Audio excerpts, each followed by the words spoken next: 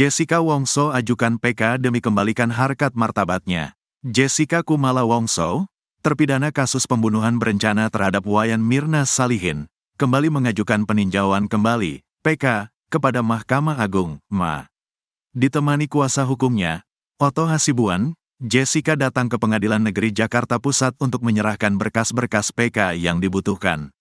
Meski masih trauma dengan pengadilan, Jessica menapaki lorong-lorong di depan ruang sidang yang dulu pernah menjatuhkan vonis kepadanya. Kuasa hukum Jessica, Otto mengatakan, alasan mereka kembali mengajukan PK karena Jessica meyakini kalau dirinya tidak bersalah dalam kasus pembunuhan Mirna. Hari ini kita gunakan kesempatan itu, mengajukan PK, karena dia, Jessica, ingin membuktikan dia tidak merasa melakukan perbuatannya.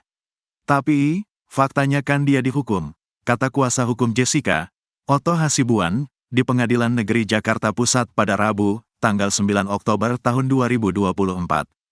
Untuk memperkuat klaim ini, tim hukum Jessica sudah mengumpulkan sejumlah novum atau bukti-bukti baru yang diyakini dapat membuktikan kalau hakim telah khilaf dalam menjatuhkan vonis pada tahun 2016 silam.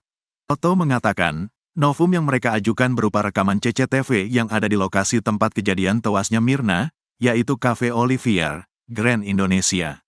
Saat persidangan, CCTV yang diperlihatkan oleh jaksa ditolak sepenuhnya oleh pihak Jessica karena rekaman itu disebutkan tidak jelas asal-usulnya.